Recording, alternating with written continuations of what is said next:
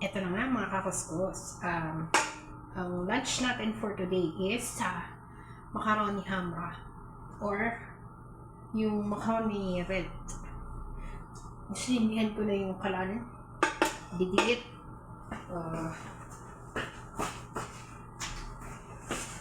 Oil.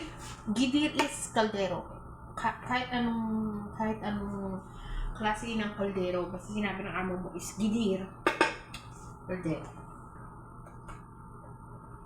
Lagyan natin ng konting mantika.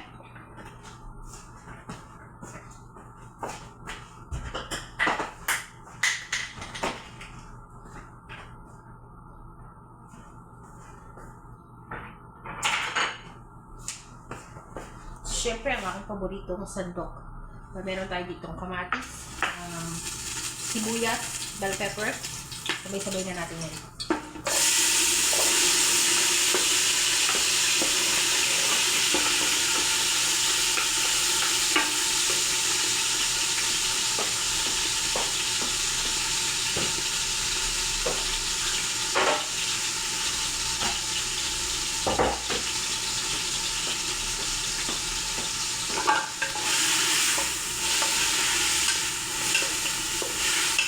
Halu-haluin lang natin hanggang sa lumabas ang kanyang kung anong dapat lumabas sa kanya.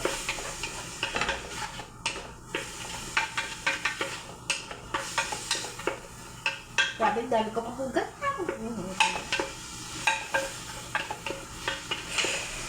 So, malapit na mag-Ramadan mga kapuskos. Nabasa ko sa feeds ko. Feb 18 start ng Ramadan. At malapit na rin ako mag 1 year.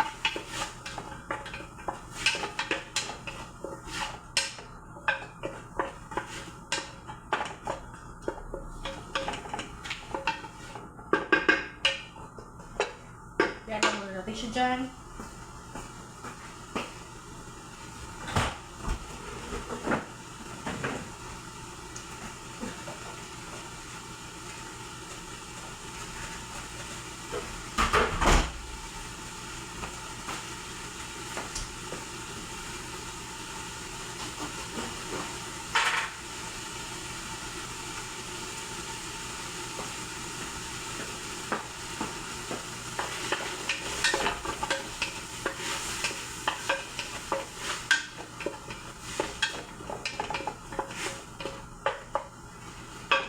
Pan natin a little bit.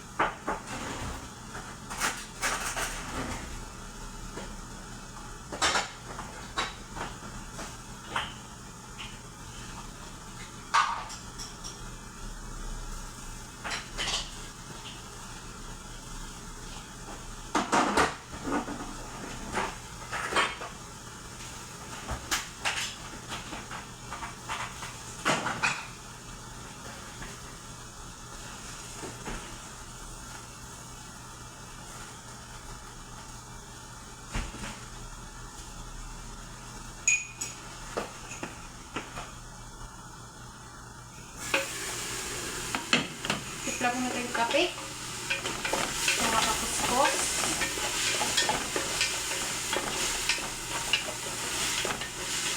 Habang nagluluto. Because coffee is life.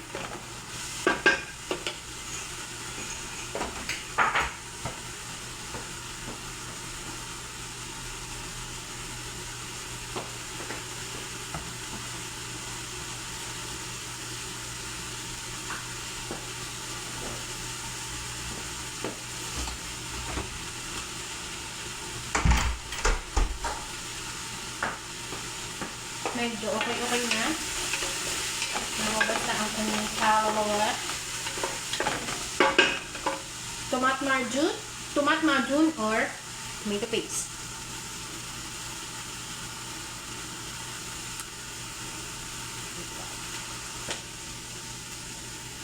Tama.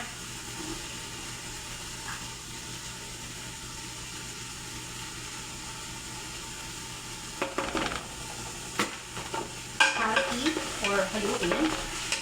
Harki, Arabic ng haluin. Haluin.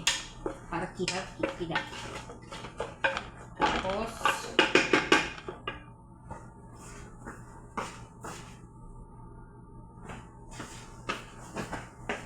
baharat or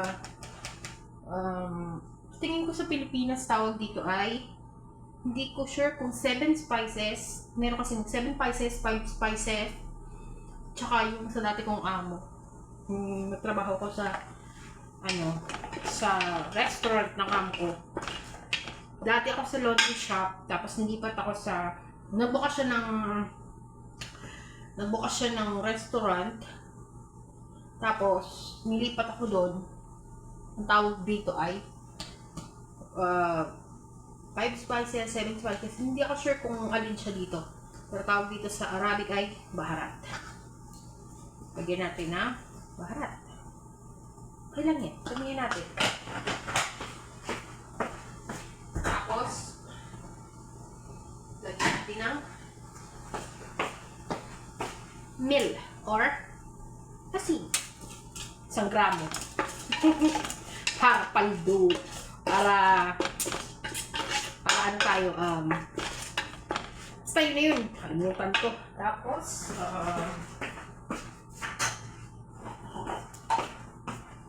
kurkum or kurkum. Ano ba to? Yellow na luya. 1 tablespoon.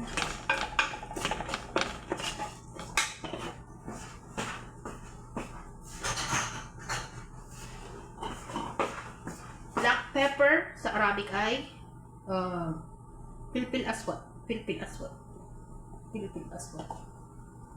Aswad. Aswad ay black. Aswad. Kaya mo na, basta yung black pepper. Put some black pepper.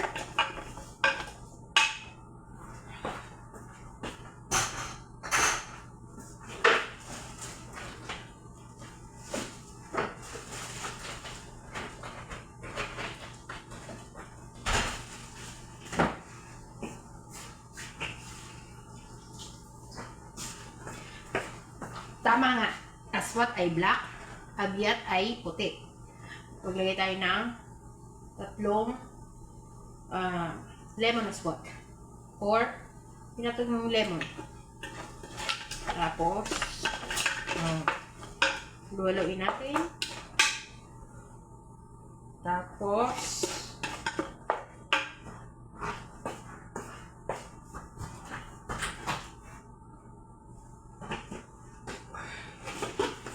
lagyan din natin ng laurel. Ewan ko, hindi ko alam kung ano to sa Arabic, pero tawag na amo ko dito waraga. Ang waraga papel, hindi ko lang sure. Baka hindi ayaw niya na ituro sa akin kung anong term talaga nito. Hindi tayo 3. Okay, magkaka kung bakit ang dami ko nilalagay kasi wala akong ibang pampalasa kundi yan lang. Hindi ako maglalagay ng cubes. Kasi amo ko lang gumagamit doon. Tapos,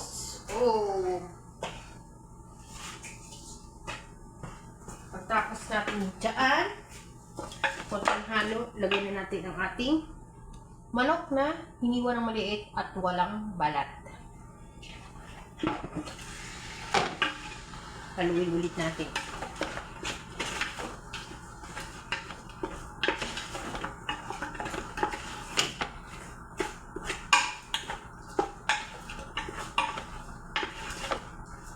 Hayaan natin siya kumapit ang mga pampalasa sa manok. Okay?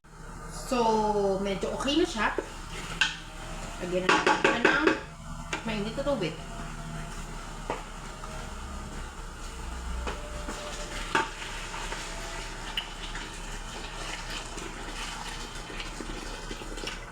Bakain ako ng orange.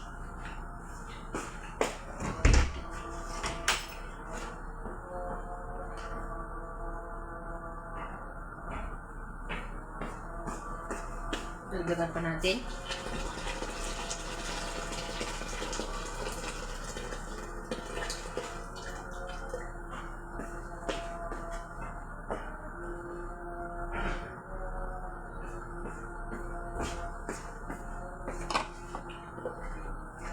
Haluin natin ulit.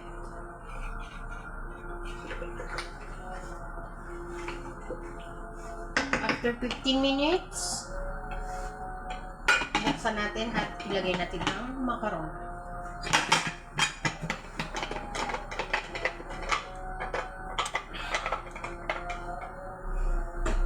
Siguro 12 na. Naririnig nyo? May naririnig kayo?